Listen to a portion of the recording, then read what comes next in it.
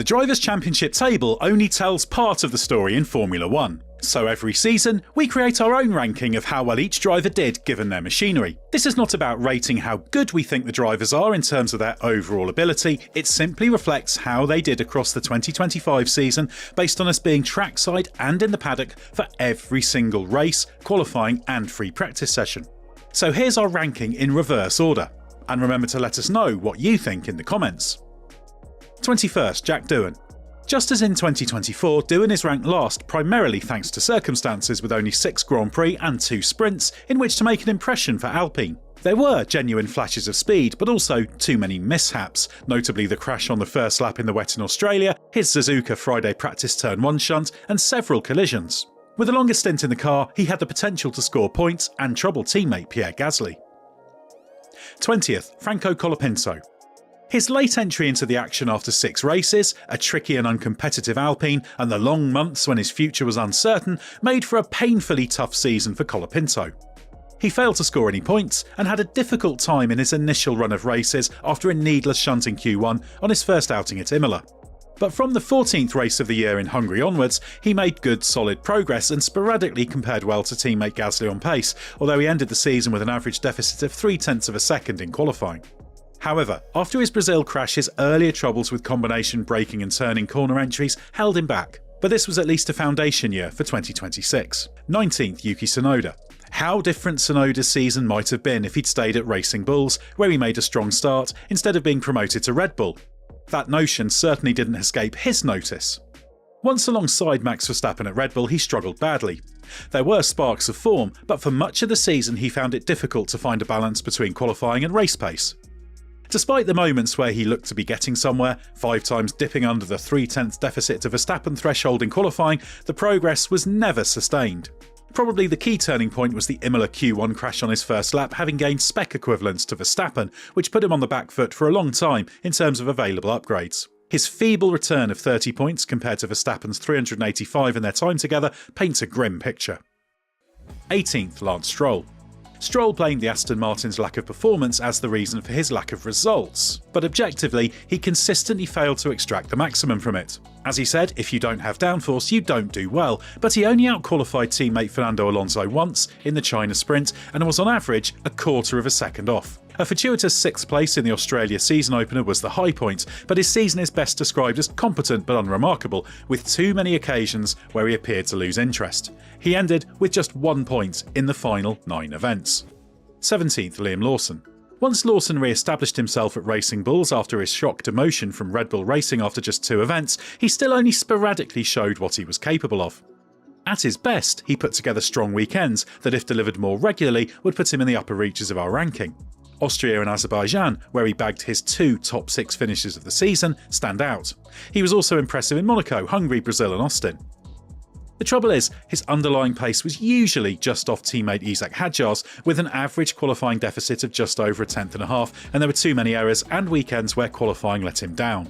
His form improved after mid-season changes to the suspension geometry to give him improved feel, which allowed him to hold on to the seat for 2026, when he must up his hit rate. 16th, Esteban Ocon. Ocon delivered a number of classy race drives during 2025, but fundamentally his struggles in qualifying compared to Haas teammate Ollie Behrman made life difficult for him, with an average deficit of 0.140 seconds. There were times when he complained about braking problems, which were down to his preferences and limitations rather than car issues. Only in Abu Dhabi, where he suddenly put the car into Q3 for only the 3rd time in 2025 after an overnight overhaul, did he feel his mystery problem had been eliminated. He also couldn't tolerate the same level of rear instability as Behrman, meaning there were times he had to back off the front wing and sacrifice front-end grip. 15th, Gabriel Bortoleto. There was much to be impressed with from Gabriel Bortoleto in 2025, and he's right to take pride in a strong rookie season. He measured up well compared to Sauber teammate Nico Hülkenberg when the Sauber was at its worst. Then once the car improved, with a series of floor updates, he bagged 3 points finishes in 4 events, including his high watermark of 6th at the Hungaroring. At that point, he was tracking for a far higher ranking, but after the August break he didn't kick on as hoped. There were only a couple of points finishes, 8th at Monza and 10th in Mexico, with painful errors at Interlagos and at the start in Las Vegas, the lows. It was a good first season and he has a bright future, but not quite the year it was once shaping up to be. 14th, Lewis Hamilton. This was unquestionably Lewis Hamilton's worst season in Formula 1. Even taking into account the challenge of adapting to a new team and Ferrari's struggles, it was well below the standards you'd expect from the 7-time world champion. But it wasn't without highlights, notably his famous sprint race win on his second race start for Ferrari in China. There were also stretches where his pace stacked up decently against the quicker Charles Leclerc, although on average he was 3.6 places behind in qualifying across the season. The year ended on a low with a run of dismal weekends where his demeanour made it very clear he'd lost all hope. After being eliminated in the first segment of qualifying for the 4th time in succession in Abu Dhabi, he admitted to feeling a lot of anger at the situation. However, despite desperately needing to improve next season, he at least managed to produce enough clean and consistent race drives to amass a reasonable points tally, albeit only just under 2/3 of what Leclerc achieved. But being a solid backup driver isn't what he's there for. 13th, Nico Hülkenberg. Hülkenberg flipped the script on his reputation as a qualifying specialist by making Sundays his strongest suit for the majority of the season, until he got to grips with the car in qualifying trim later on. He ended the year neck and neck with teammate Bortoleto in terms of qualifying performance, but was the more effective race driver overall, scoring 73% of Sauber's points. The high point was his remarkable wet weather podium at Silverstone, but there was plenty of good supporting work as he bagged 9 points finishes. Hülkenberg wasn't the most consistent driver in 2025, and his one-lap struggles for much of the year meant that plenty of decent race drives yielded only lower midfield results. But overall, he spearheaded the Sauber team's much-needed return to credibility effectively. 12th, Kimi Antonelli. Antonelli's season ended strongly, which is what you always want to see from a rookie.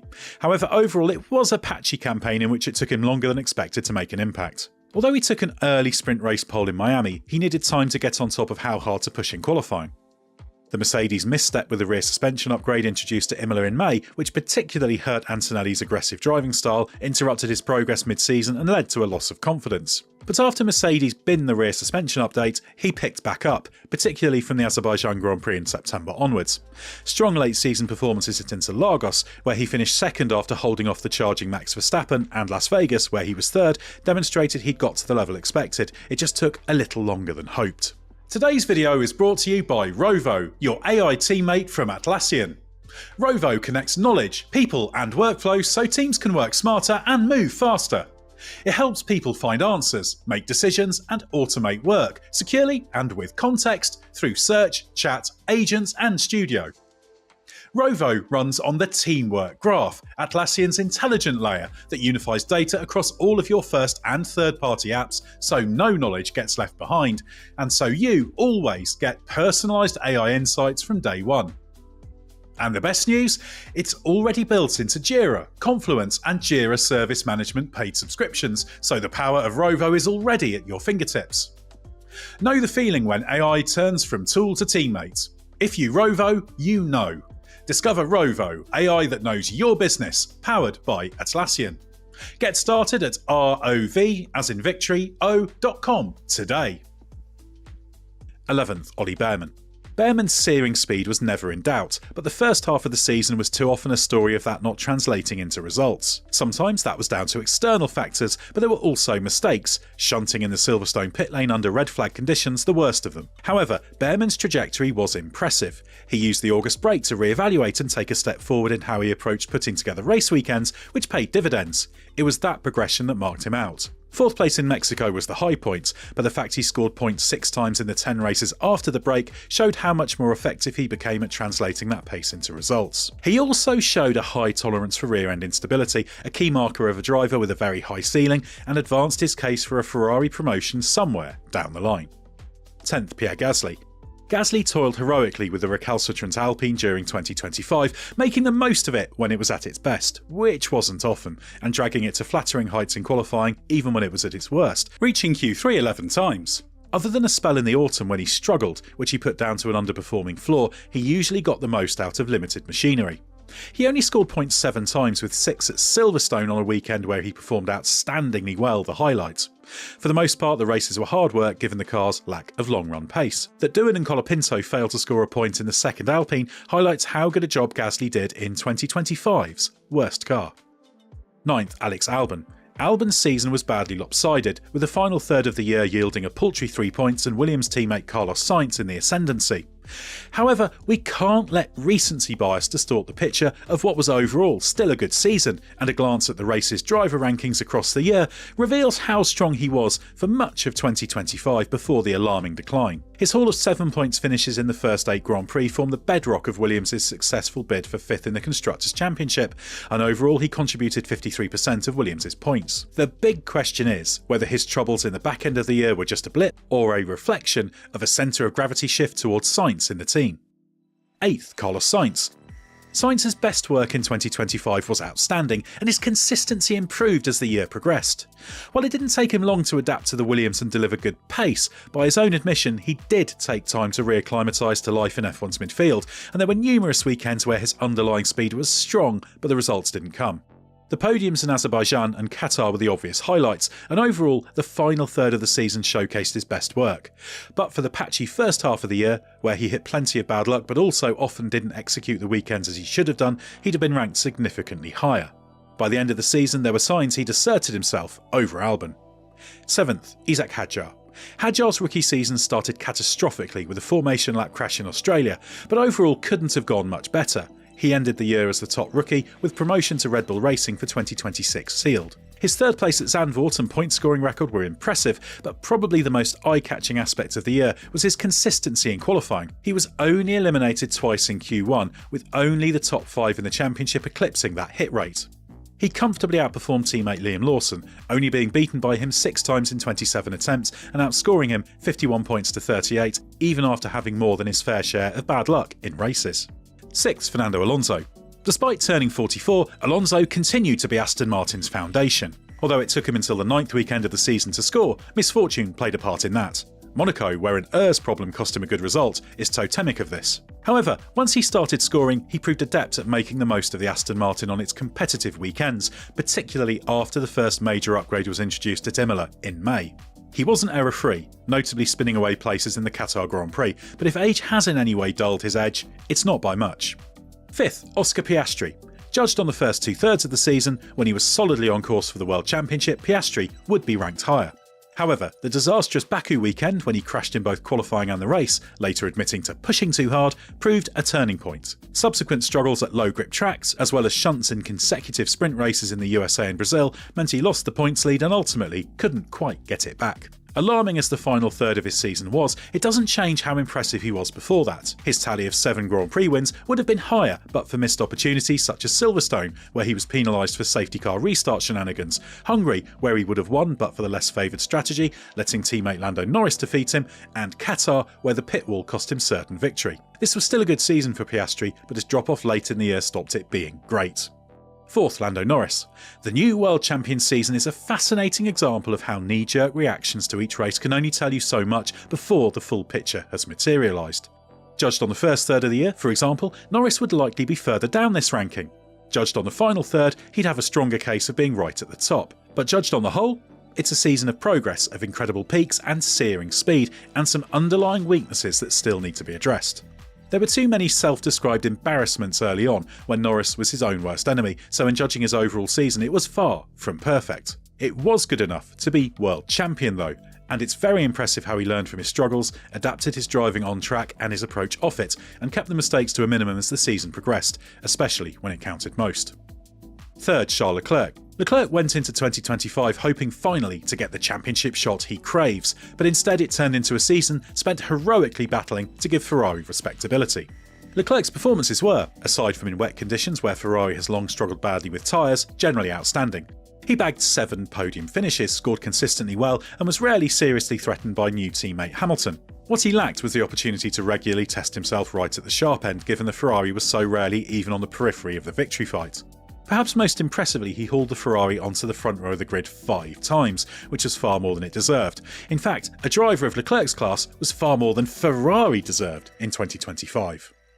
2nd, George Russell. Russell was the only driver who made fewer significant errors than Verstappen in 2025, as he put together his most impressive F1 season so far. Victories in Canada and Singapore were the highlights, but he also produced a strong body of work that ensured he was in a class of his own as the heaviest point scorer outside of McLaren and Verstappen. As you'd expect, he mostly had a clear advantage over rookie teammate Antonelli, But what really stood out is that even his worst weekends, Monaco where he failed to score, Silverstone where an overly bold gamble on slicks ruined his race, and Brazil where he was comprehensively outperformed by Antonelli, was still perfectly respectable. And the majority of events were strong. There's no doubt he's ready to fight for the championship. He just needs the car. First, Max Verstappen. When Max Verstappen claimed in Qatar that he'd have long since wrapped up the title were he in a McLaren, it was difficult to argue with him. He's our unanimous choice as the #1 driver of 2025. He highlights his loss of control in the Spanish Grand Prix, hitting Russell's Mercedes and earning a penalty that turned 5th on the road into 10th as the one point of criticism. There were other blemishes such as spinning at the restart of the British Grand Prix, the off in Qatar sprint qualifying, and an underwhelming Hungary weekend for the whole team, but no driver extracted the potential of the machinery anything like as consistently as Verstappen did in terms of combining razor-sharp pace with execution. That kept him in the title hunt all the way to Abu Dhabi, which was overachieving in the tricky and erratic